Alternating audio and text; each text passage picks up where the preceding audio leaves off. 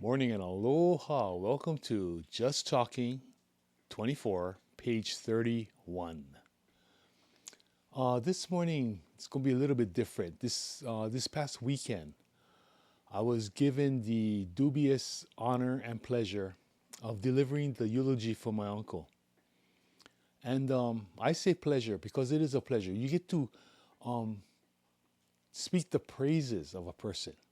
And my uncle, along with my aunt, they were they have a lot of praises, but I was only given 5 to 10 minutes, and so I spoke very quickly, and I didn't touch on a lot of things. But anyway, at the and it's true what they say about funerals and weddings. That's the time when you see the most friends and the family, right? And I saw my cousin there with her 3 children, and I haven't seen them since pre-COVID. And now the youngest boy, the little one, is in college, and the second one is graduating high school. And the little baby is not a baby anymore. That baby's like 9 years old. But it's the baby that I concentrated on because this kid was just, I thought he was sick because I asked my cousin, is he sick? He said, nope, he's pissed. I go, why? What you did? No, I asked, what did he do? He goes, no, I took away his game. I go, his what? His game. And I watched this child for 4 hours. He was in such a bad spot. I mean, he was totally just upset with the world because we took away that one little game. I mean, see, it's hard for me to identify with it because we never had those kind of games. I mean, when you were younger and you wanted to play, you figured out the game. You got your friends together, and you went out to the park, picked up a game of basketball or a game of skiing or whatever it was. But the kids today, they've got to be given things, you know, and it's this instant gratification that I'm going to talk about today. One of my cashiers at the store asked me, is it just me or is time flying by faster? Because here it is, it's July already. You know, I, in fact, they got Christmas movies on TV just to, get you ready for the upcoming holiday season. But, but I told her, no, it's not that time is going any faster. It's just that our lifestyles are so quick. Everything is yesterday, now, now, now, now, now. And I said, we don't take time to embellish what we have. We don't appreciate what we have, and it's gone. And that is so true. I remember when I worked in the hospital, and the doctors, with their increased knowledge and everything, and the new procedures and the new, the new ways of treating a disease, the new tests coming out. Well, they want to run it because you can get a more precise diagnosis of the problem with these tests.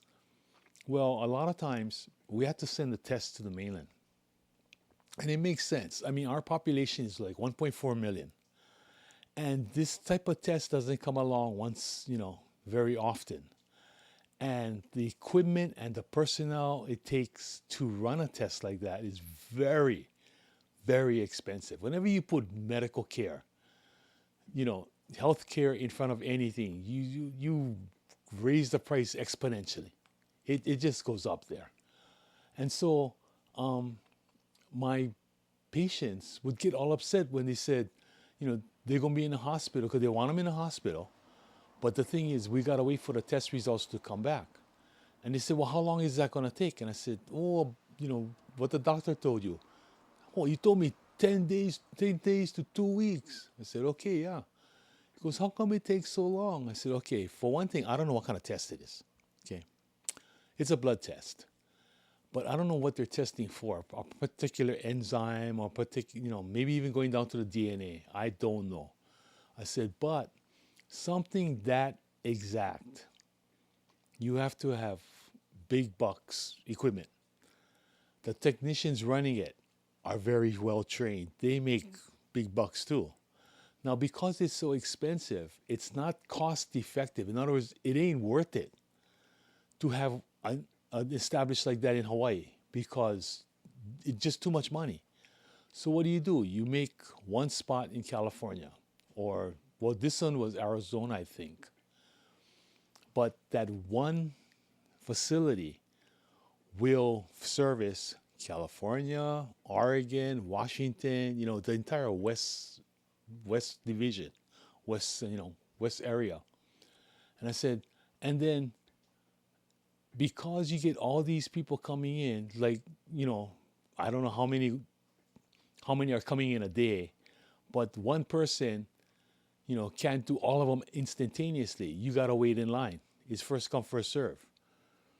We have, pharmaceuticals. We got drugs that holds your blood so your blood doesn't degrade, and we're talking just a couple of weeks. And human blood, I mean, I know it starts degrading within minutes, but there are ways to treat the blood when they draw it. They draw it in those little vials. If you were to look really carefully, if you saw the vial is not clean. Each vial contains something. Well, for one thing, it's vacuum packed. Okay, so it takes out only a measured amount of blood it's supposed to. But another thing is it has certain chemicals in it that treat the blood. That's why after they finish, you see them shaking that little vial, your little test tube. Yeah, they're activating the chemical in there. And some of them is to start the blood, treating the blood for the test. Another one's preserving the blood. I mean, whatever the reason. But I told them don't. And because of that, you gotta wait.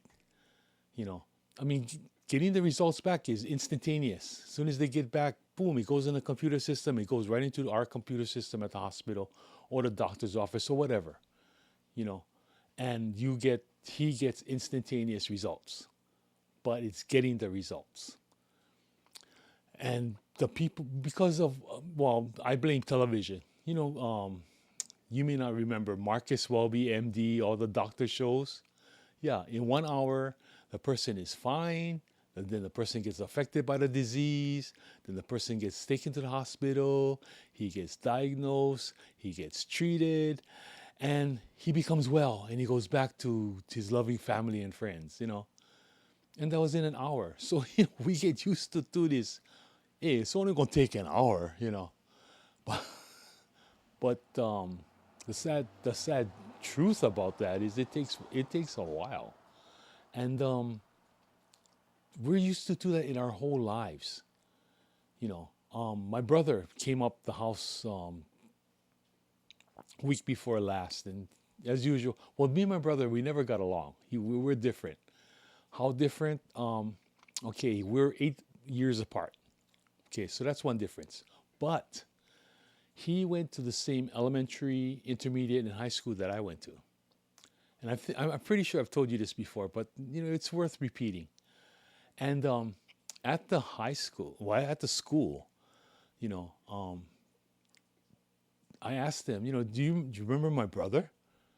And they go, who's your brother? So I tell them his name, and they go, no. He goes, but what is Diane to you? I go, oh, Diane's my older sister. She's 2 years older than my brother. And they remember my sister, but they don't remember my brother.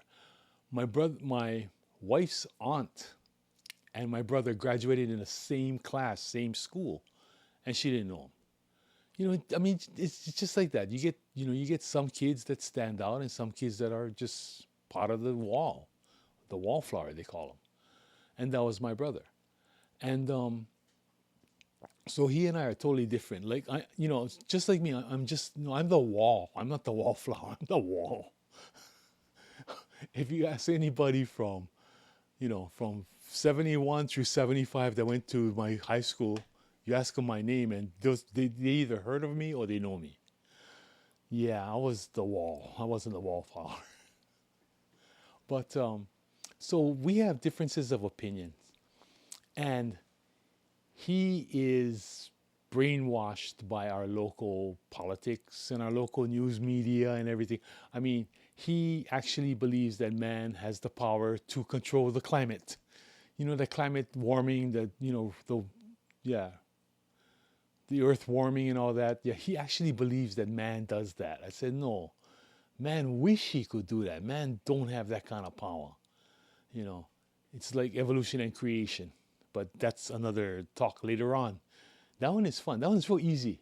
In fact, I could probably do it now, but that's okay. But so he blamed Trump for oh, what would he blame? Oh, for the education. Yeah, that oh, he's against education because he disbanded the federal Department of Education. And I told him, no, you got it wrong. And he goes, what do you mean? So I told him why Trump disbanded the Department of Education for the feds.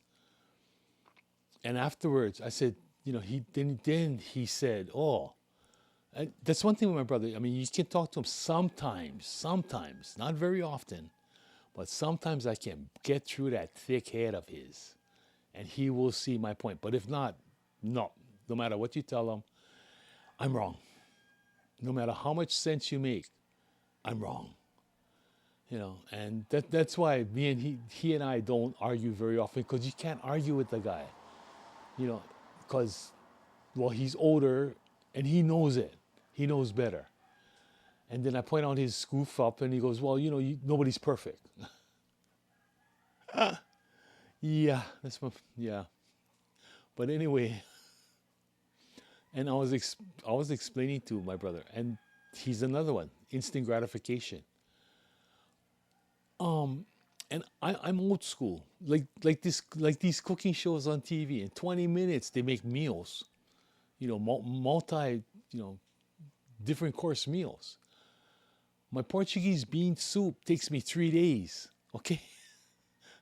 And that's the way I was taught to cook. You make stuff and you have to let it sit. The best stew I ever ate, I don't know if I told you this story.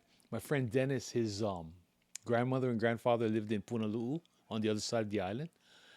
And they always had, tutuahini, grandma, always had a pot of stew on the stove.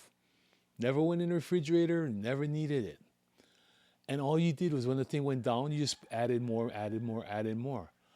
But and you don't add the same things. Whatever's available, whatever's you grew in the garden, whatever meat you got, except fish. She would only keep land meat. The fish they ate raw, or they fried it or whatever. They never put fish inside, because Grandpa said, the ocean and the land are separate. What belongs on the land stays in the land. And that's the way, it was explained to me. But that, ladies and gentlemen, was the best stew you ever ate. And on the table, there was a large calabash bowl. It's a monkey pod bowl of poi. Always had the poi. And alongside of the big bowl are small bowls. That's for you.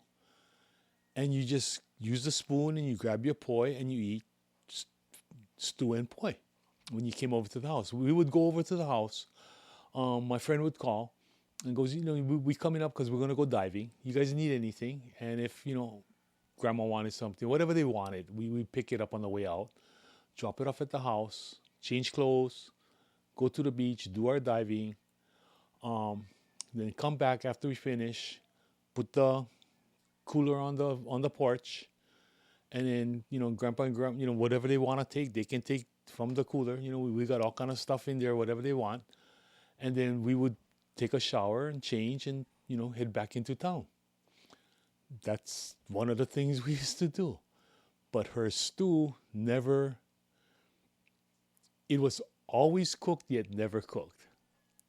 And like I said, never refrigerated, and it never spoiled. And it was always so, as we say in Hawaii, so ono. Which leads me to another one, how we fracture words. The other day, my wife and I had this discussion about umami. Well, what I just described to you with that stew, that is umami.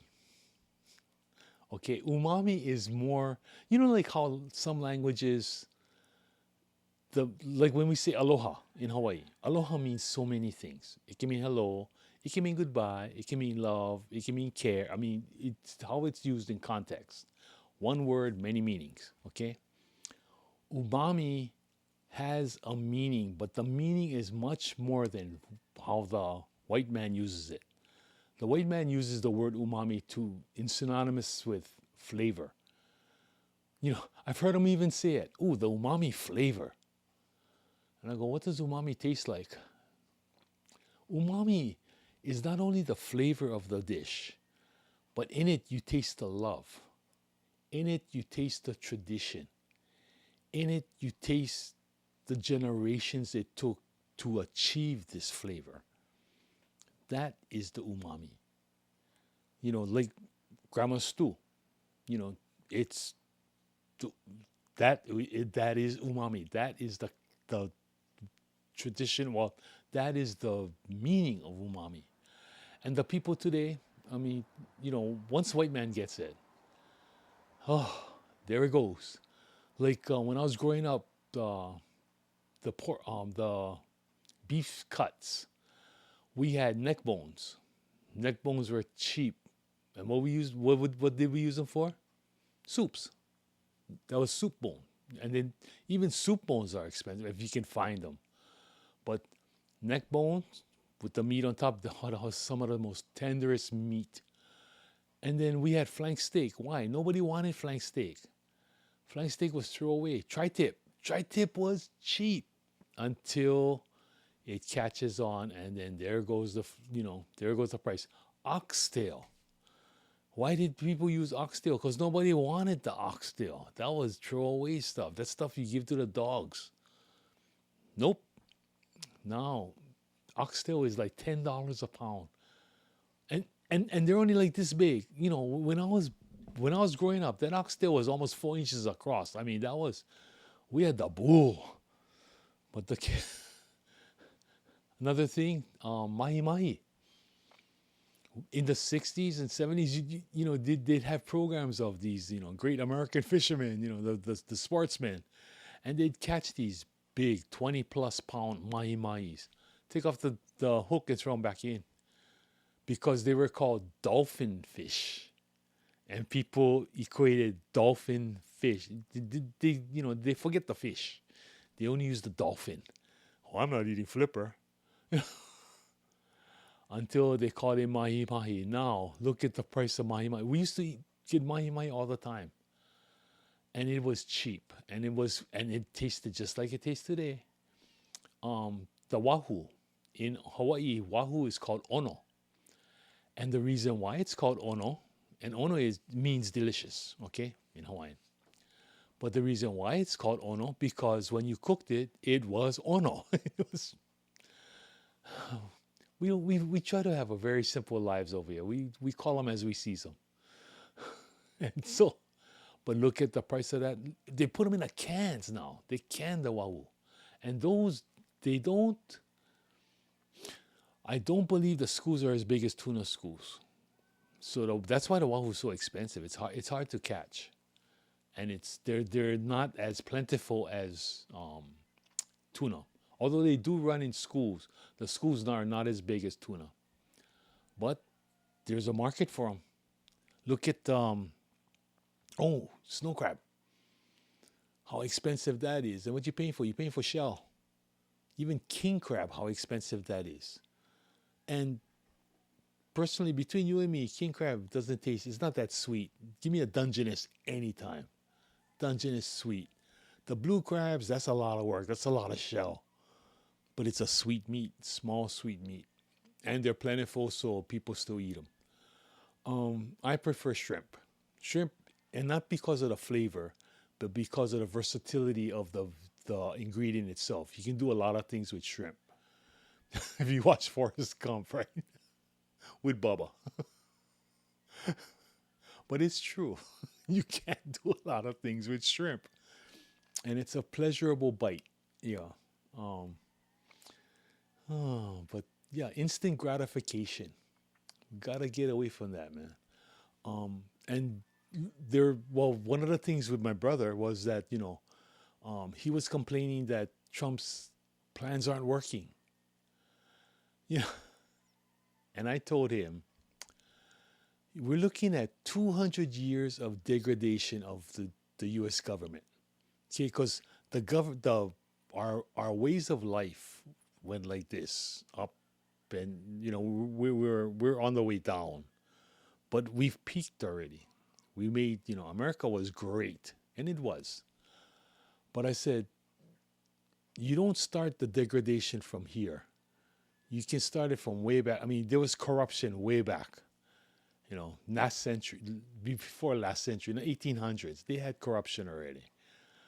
But I said, you cannot turn around 125 to 150 years of corruption in 100 days.